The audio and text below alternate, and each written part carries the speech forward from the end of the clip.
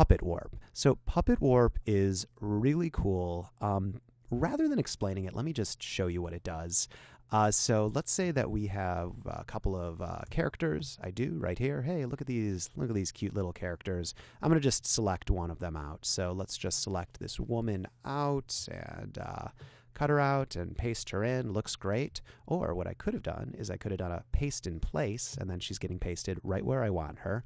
And actually, just for the sake of making this a repetition of some of the things, I'm going to invert this, and then I'm going to go to Edit, Fill, Content Aware, and you know what's going to happen?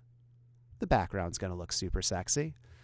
And in fact, I'm going to, oh man, I have to do this, guys. Like, we're learning here. This is lovely.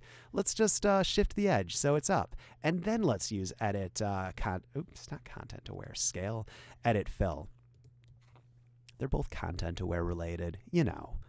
All right, so there we go. That's a much cooler background.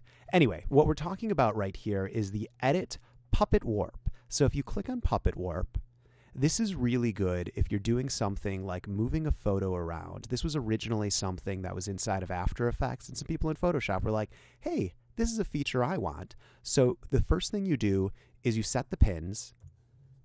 Oops. The first thing that you do, let's go back here. Puppet Warp, you set the pins, you put them in different things, and basically if you have a figure, it allows you to move it around in ways that you want, which is kind of cool. It can be really fun with photographs to do this, and it allows for all sorts of possibilities. So this is like one of those things that if you have a reason to use it, it's amazing and it's magical. And if you don't have a reason to use it, it's just one of those features that you're like, why would anyone ever want to use this?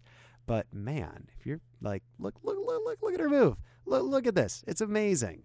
So anyway, you could have, you can do things like that in it. And I'll include this image if you want to play around with it.